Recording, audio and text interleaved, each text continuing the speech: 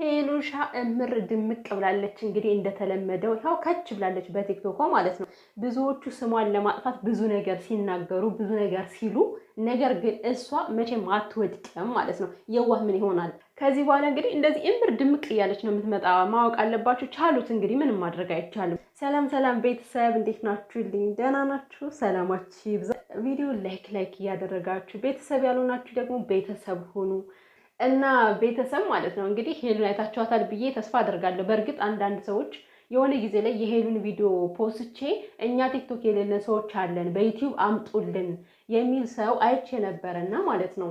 ነገር ግን ያው እኔ እሷን ቪዲዮ ከዚህ ጋር ብዙ ማስገባት ስለማልችል ነው፣ ቻናሌ ችግር ላይ ስለሚወድቅ ማለት ነው። እና ወዶቼ እዚህም በፊት ችግር ገጥሞ ስለነበር ነገር ግን በቃሌ የምችለውን ያክል ስለ ሄሉዬ አወራለሁ ማለት ነው። እና ዛሬም ደስታዬ እንዳለ ነው። በተለይ ደግሞ ዛሬ ሳያት በጣም ነው ደስ ያለኝ። እንደዛ ከወደቀችበት ነቅታ አሟታል ወደቀች ብዬ ነበር። ድንጋጤ ነው እንደዛ ያደረጋት እና ከእሷ ላይ የነበረ ሁሉ ትኩረቴ የነበረው ነገር ግን ማለት ነው በኋላ ቪዲዮ መልሼ ሳየው ናቲ ደግሞ ከእሷ በላይ ደግሞ ናቲ ያሳዘነኝ። እናንተ የምሬን እኮ ነው። እንደዛ ሲጥመንም እንደነገጠ ግራ ገባው። እንዴ እሷን ሰርፕራይዝ አደርጋለሁ ብሎ እሷን አስደስታለሁ ብሎ ድንገት እች ልጅ ፌንት ስትሰራበት በጣም ከባድ ነው ስሜቱ ማለት ነው። እና እኔ ልውጣ ወይ እኔ በመምጣቴ ነው ወይ ያለ ማለት ነው ናቲ። እንዴ ናቲ ምን አንተ በመምጣት ነው? እንደዛ እኮ ስታደርግ የነበረው ስትዳብስ የነበረው በደመ ነፍሷ ነው እንጂ ትክክለኛዋ ሄሉ አይደለችም እኮ። የምር በህልሜ ነው በእኔ ነው እያለች ለራሷ ተወዛግባ ነበርና እና ሰላም ደግሞ እኔ በጣም እኮ ነው የገረመችኝ። ማለት አንቺ ምን ሆነሽ ነው በስርዓቱ አንቺ ልጁን አታስጨንቂው ትላታለች ማለት ነው። ለራሷ ግራ ገብቷት የምትራመደውን የምትረግጠውንም አታውቅ ሄሉ በዛ ሰዓትና አንዳንዴ የዋህነት እኮ ከባድ ነው። እና እናቴ ራሱ ግራ ነበር የተጋባው። ብቻ ሄሉዬ ከዚህ በኋላ ያለ ዘመኗ የደስታ እንደሚሆን እኔ በቃ በሙሉ ተስፋ ነው የማምነው ማለት ነው። እና ብዙ ሰዎች ብዙ የምትወዷት እህቶቹ አላችሁ፣ እናት አባት የምትሆኑ አላችሁ። አንዳንዴ በኮሜንታችሁ ሳይ ሄሉ ልጄ ብላችሁ የምትኮምቱ ሰዎች አላችሁና ማለት ነው ጸሎት አድርጉላት። ከዚህ በኋላ ያለው ህይወቷ ምንም ትጀምር ምንም በህይወቷ ደስተኛ እንድትሆን በተለይ ደግሞ በፍቅር ህይወቷ ማለት ነው። የምሬን ነው። በጣም የተበደለች ልጅ እስከሆነ ድረስ ከአንድ ሰው ጸሎት የብዙ ሰው ጸሎት ዋጋ ስላለው ማለት ነው ጸልዩላት ለሄልዬ ማለት ነው። ሄልዬ ደግሞ ቀሪ ዘመንሽ የፍቅር የደስታ እንዲሆንልሽ መልካም ምኞቴ ነው። ደግሞም ይሆናል። ፈጣሪ የሚሳነው ነገር የለም። የሰው ልጅ ብዙ ነገር ከተፈተነ በኋላ መጨረሻ ህይወቱ እንደሚያምር ምንም ጥርጥር የለውም ማለት ነው። በትልቅ ነገር ሊካስ ነው ከመጀመሪያውም እንዲመሰናክል የሚበዛበት መጨረሻ ላይ ፈጣሪ በትልቅ ነገር እፎይ የምትሉበትን ፈጣሪን የምታመሰግኑበትን ነገር ሊክሳችሁ ስለፈለገ ነው ማለት ነው። እና ሄሉዬ ይመችሽ፣ ፏ በይልኝ፣ ብልጭ በይልኝ። ማንም ስላወራ አንቺ የምትወድቂ ሴት አይደለሽም፣ እናቅሻለን። በጣም ጠንካራ ነሽ። ጠንካራ የሆኑ ሰዎች አይወድቁም ማለት አይደለም፣ ነገር ግን ከወደቁበት ደግሞ ይነሳሉ። ሄሉ ብዙ ጊዜ ወድቃ ተነስታለች።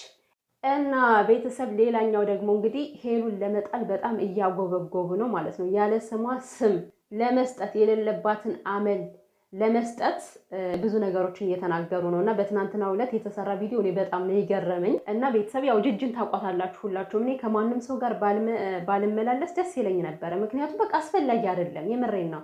ከተቻለ ፍቅር ልንሆን ይገባል፣ ካልሆነ ደግሞ የሆነን ነገር ከተውነው መተው እኮ ነው። እና እኔ ጅጅን ማቃት በእንዳልክ ነው። ሄሉን ተውት፣ ከናቲ ጋር ገና ዩቲዩብ ሳይከፈትላት ነው ማቃት። እና ጅጅ በዛ ሰዓት እንዳልክ እንደዛ ሲሆን ሽንጧን ገትራ የምትከራከርላት እመቤቴን ያንን ዩቲዩብ ለሄሉ እንደከፈተችው እኔ ያውቃለሁ በሰዓቱ ማለት ነው። እና የሆነን ሰው ጥፋቱን ስንናገር እውነት እንደሰራም ያንን ልንክድ አይገባም። ያ እውነት ልክደው አልችልም። በጣም በሰዓቱ ተከራክራላት ነበረ።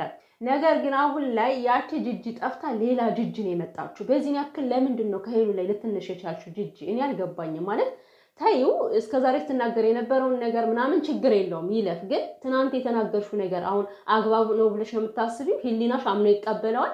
እንዴት? ምን አይነት ማስረጃ ኑሮሽ ነው ሄለን በወንዶች ህይወት ትጫወታለች ብለሽ ያወራሽው? ሲቀጥል ደግሞ ናቲ ስለሚመጣ ነው ያብ ስራን አልፈልግም ያለች።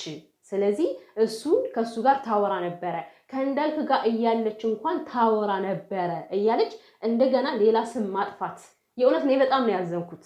በመጀመሪያ ደረጃ ኮሜንትሽን የዘጋሽው የሰራሽው ነገር ስተት እንደሆነ ስለገባሽ ነው አይደለ? አየሽ አይደለ? ኮሜንቱን ከመዝጋትሽ ግን ሄልናሽ የሚልሽን ነገር ብታዳምጭ መልካም ነበረ። ኮሜንት ከከፈትሽ በጣም ብዙ ሰው እንደሚናገርሽ በደንብ ታውቂያለሽ።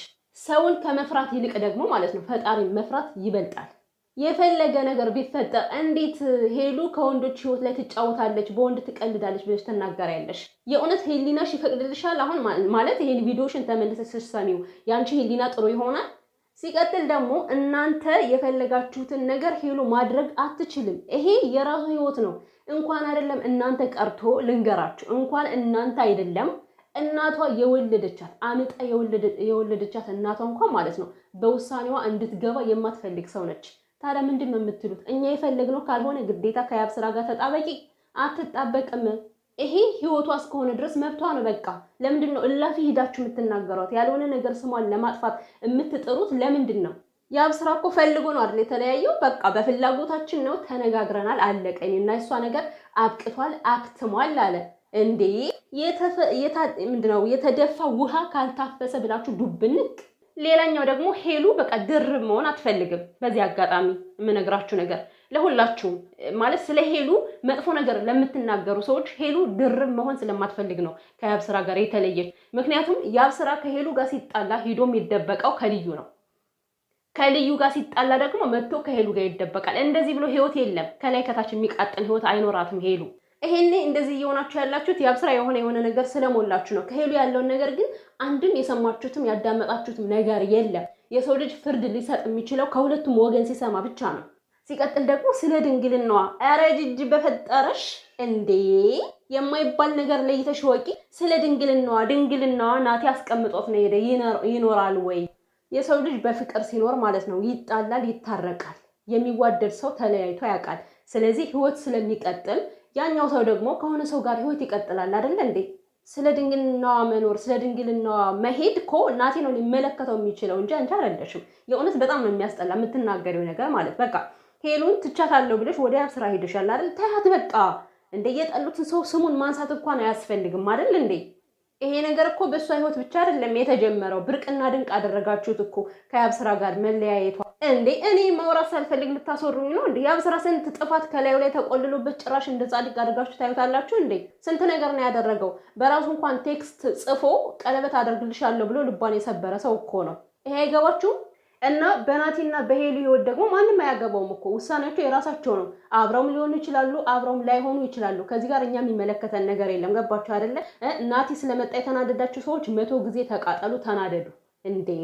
ሰው ካለው ፈጣሪ ያለው ስለሚበልጥ ደግሞ በሄሉና በናቲ ህይወት ፈጣሪ ጣልጋ ገብቶ የሚያስተካክለው ነገር ሊኖር ይችላል። ዝም ብላችሁ ሌላ ታሪክ እናንተ በነገራችሁ ላይ የፈለገ ነገር ብትሉ ሄሉ እንደማትወድቅ ታምናላችሁ። ልባችሁ እኮ በደንብ ነው የሚያምነው። ጭራሽ እሷ በተሰበረች ወንዶች ሄሉን እንደሚወዱ እናውቃለን።